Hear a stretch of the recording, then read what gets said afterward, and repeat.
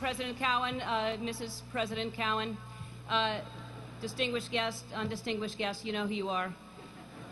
Honored faculty and creepy Spanish teacher. So, I thought that you had to be a famous alumnus,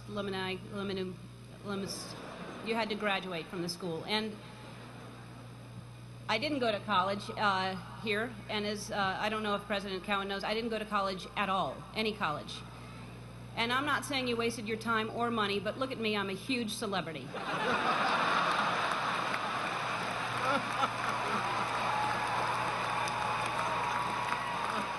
I can't think of a more tenacious, more courageous graduating class. I mean, look at you all wearing your robes.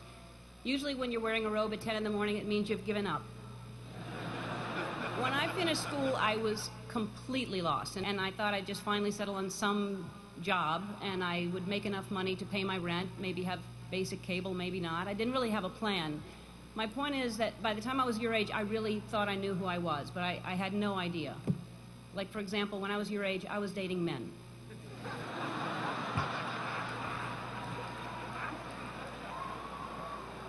So what I'm saying is, when you're older, most of you will be gay. Anyway, I had no idea what I wanted to do with my life, and the way I ended up on this path was from a very tragic event.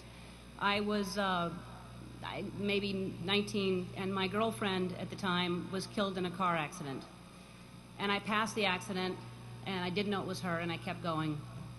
And I found out shortly after that it was her.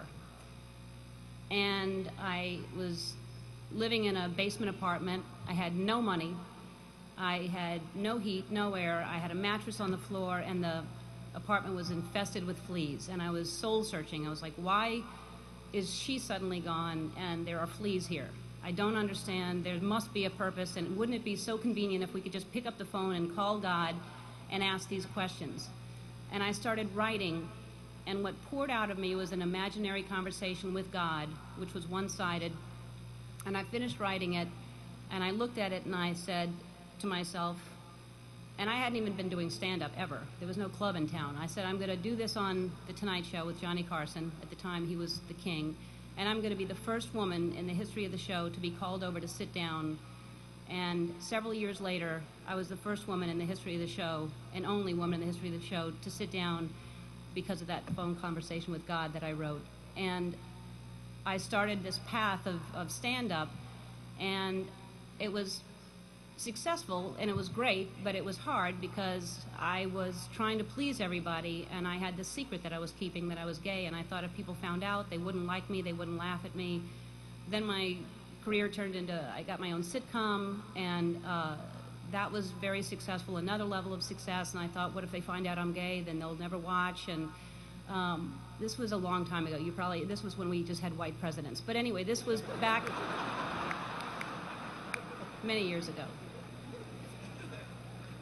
And I finally decided that I was living with so much shame and so much fear that I just couldn't live that way anymore. And I decided to come out and make it creative, and my character would come out at the same time. And it wasn't to make a political statement. It wasn't to do anything other than to free myself up from this heaviness that I was carrying around. And I just wanted to be honest. And I thought, what's the worst that can happen? I can lose my career. I did. I lost my career.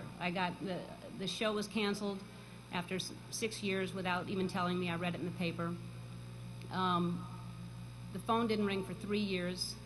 I had no offers. Nobody wanted to touch me at all. And yet I was getting letters from kids that almost committed suicide but didn't because of what I did. And I realized that I had a purpose. And then I was offered a talk show. And the people that offered me the talk show tried to sell it, and most stations didn't want to pick it up. Most people didn't want to buy it because they thought nobody would watch me.